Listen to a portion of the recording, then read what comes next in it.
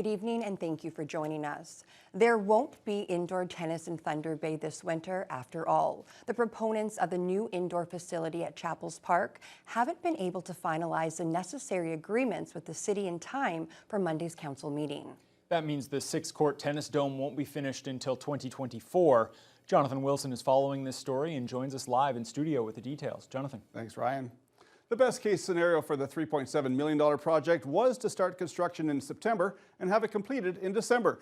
But according to project lead Pasi Pinta, the delay is just another bump in the road for something that would be well worth it for future young tennis players.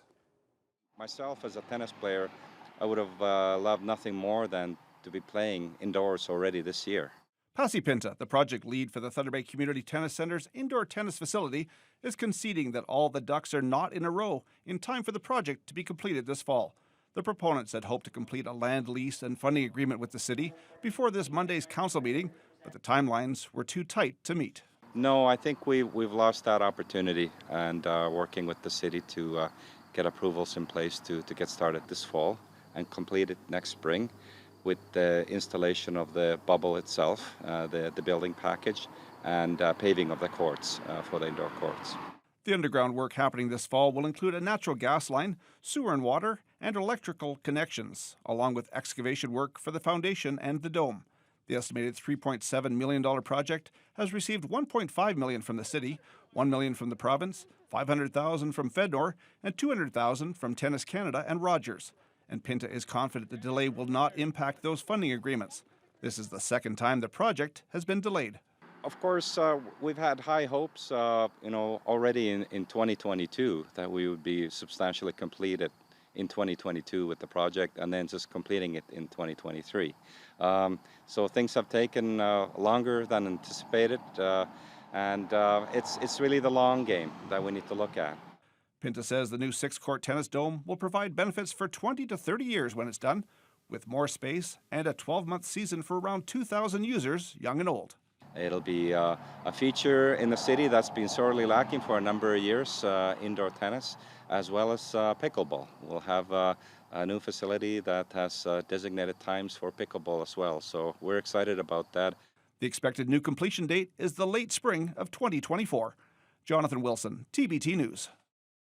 A Manitouwadge man convicted of second-degree murder in the stabbing death of his younger half-brother 2 years ago appeared at a sentencing hearing yesterday at the Thunder Bay Courthouse. 40-year-old Jesse Allen is facing a mandatory life sentence following a jury's guilty verdict in May. The victim, 18-year-old Wayne Allen, was stabbed twice in the chest at the family home in Manitouwadge in January of 2021. Victim impact statements were delivered by the young man's family, who say their lives have been ruined by Jesse Allen's actions. The judge will now determine his period of parole ineligibility. The Crown asked for 18 years, while Allen's lawyer requested the minimum 10 years or only slightly more. The case will be back in court next month to set a date for the sentencing decision. Bearskin Lake First Nation is the latest remote community to be connected to the power grid thanks to the Watay Power Project. The community was electrified in July and held a formal celebration this week to mark the occasion. Lee Noonan has the details. With the electrification of Bearskin Lake on July 7th, the First Nation can say goodbye to an era of dependence on diesel-generated power. It's a milestone. It's a tremendous step forward for this community.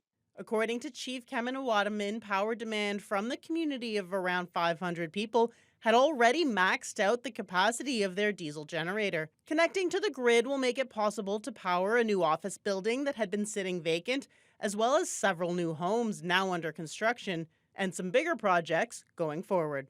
Water and wastewater project, which is a big project for the whole community.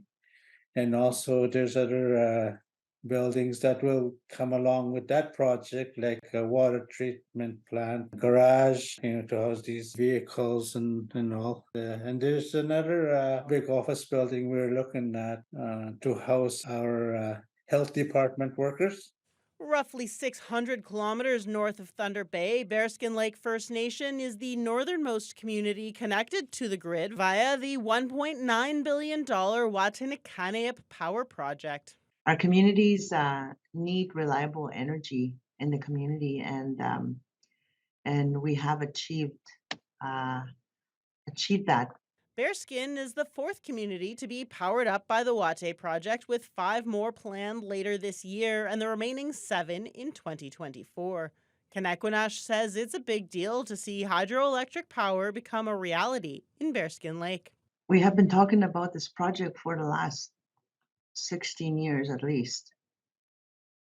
And at the beginning of the project, it was an idea.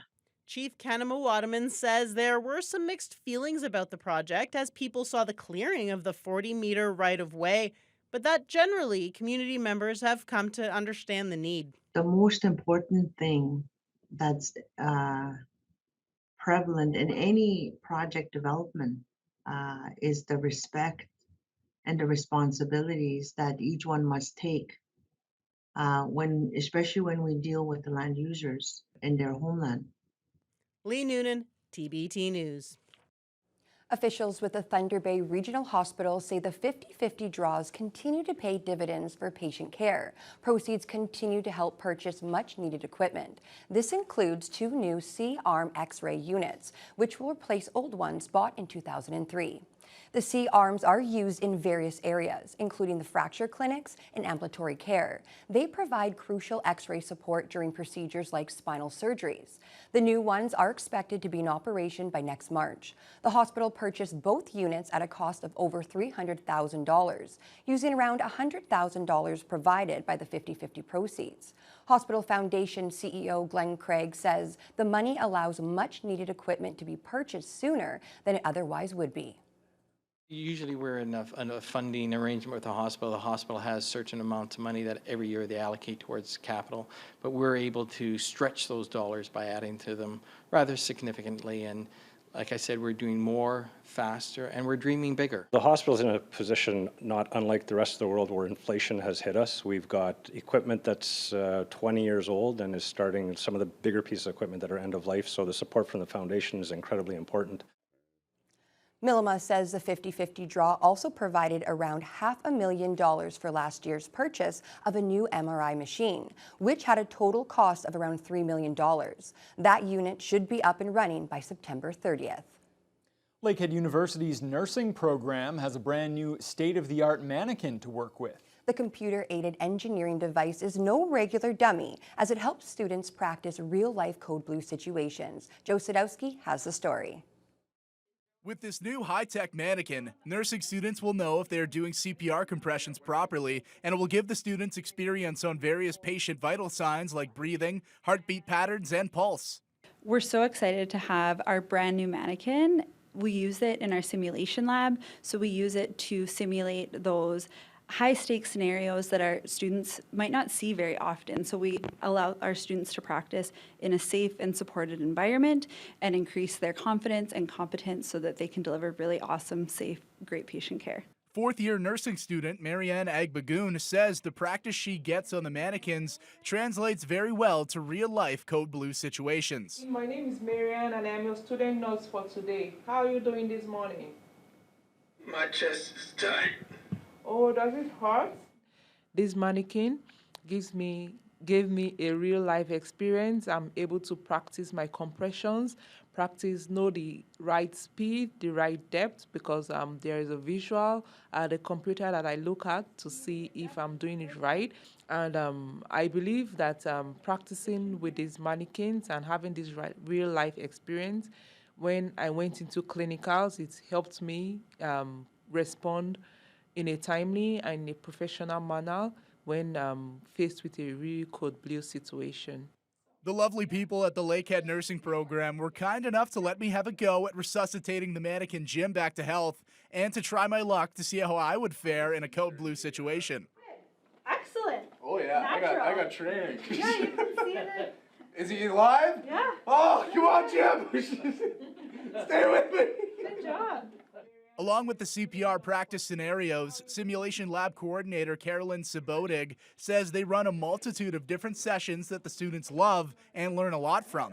This summer, we ran our cardiac arrest or Code Blue scenarios with our fourth-year students, but we ran a variety of different scenarios. So we run an end-of-life scenario, we run medical scenarios, surgical scenarios that we can adapt and change to reflect really any adult patient condition. Students have really loved the experience here. The Lakehead Nursing Program helps close to 200 graduates a year, and Jim here is a huge contributor. Ain't that right, Jim? My chest is tight. Joe Sadowski, TVT News. Oh, Joe, way to save Jim there. I'm glad you had some practice. Well, now turning to the next story, one of the city's most popular summer traditions is set to return this weekend. Rib Fest organizers are setting up and grilling ribs as we speak. And once again, it's being held at the CLE grounds from tomorrow until Sunday. The Ribbers are selling takeout orders this evening until 8 p.m. And then the gates will open tomorrow from 11 until 9 p.m. If you love games and competition, this year's event features a cornhole tournament, along with other family activities planned over the 3 days. RibFest is one of the biggest fundraisers for the local charity Our Kids Count. Executive Director Jackie Knuff says the 50-50 pot is growing, and they're hoping the money raised will exceed last year's totals. We're really hoping that everyone comes down and buys a 50-50 ticket. You don't have to be on the grounds to get your ticket. You can get them right online this year. So if you go to ourkidscount.ca, you can get your 50-50 ticket. The pot is growing. We're already over $2,500. Last year we got almost close, well actually over $20,000. So we're hoping that this year is going to be similar to that. Oh, I'm so excited. We've been setting up all day and these guys have been doing their prep work. So it's been such a fantastic day. We're just getting these wafts of the smoke and the smell of the ribs happening all day. So we're pumped and we're just really hoping that everyone's excited we are to come on down, check us out over the whole weekend and get messy with some ribs. The weekend times for RibFest are 11 to 9 on Saturday and 11 to 8 on Sunday. A lot of people are going to want to know what the weather is going to be like for the weekend. Fiona, after a couple of gray days, I was pleasantly surprised this afternoon. Well, we got out of the line of fire for today. Unfortunately, we may not be quite out of the line of fire just yet, but the weekend is expected to make up for it. So we've got a little bit of a good news, bad news thing going on right now. Today, winds were completely calm and then gusting all the way up to 12 whole kilometers per hour from the northwest. That was after an overnight low of 15. We topped out with a high of 24, but that humidex made it feel like 30 under cloudy to mostly cloudy skies. Now to the west, Fort Frances started out with a lot of cloud. They've right now got mostly sunny conditions and the humidex is currently sitting at 33. It is hot, it is sticky to the west. So Atikokan and Upsala, similar warm, humid conditions, 24 in Dryden, 26 in Kenora. Red Lake currently at 22 under mostly cloudy skies, but they too have that humid air coming in from Manitoba. So the humidex is currently sitting around 29 in the region for this evening. Now, as we head eastward, similar temperatures in Sioux Lookout, Armstrong. But as we head further east, the humidity drops quite a bit and the humidex no longer becomes a factor. So though the temperatures are only a few degrees cooler, it feels a lot colder. They're currently at 19 under cloudy skies for most of the day and at this hour too in Greenstone. As we head along the North Shore, Marathon just a mere 16 Celsius at this hour. And Sault Ste. Marie has had increasing clouds throughout the day. They're currently at their high for the day of just 20 Celsius.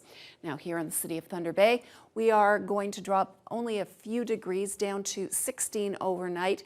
And there's a good chance you might be awakened by a thunderstorm or two overnight. That is, if you sleep with your windows open, there's a good chance of a strong one coming in.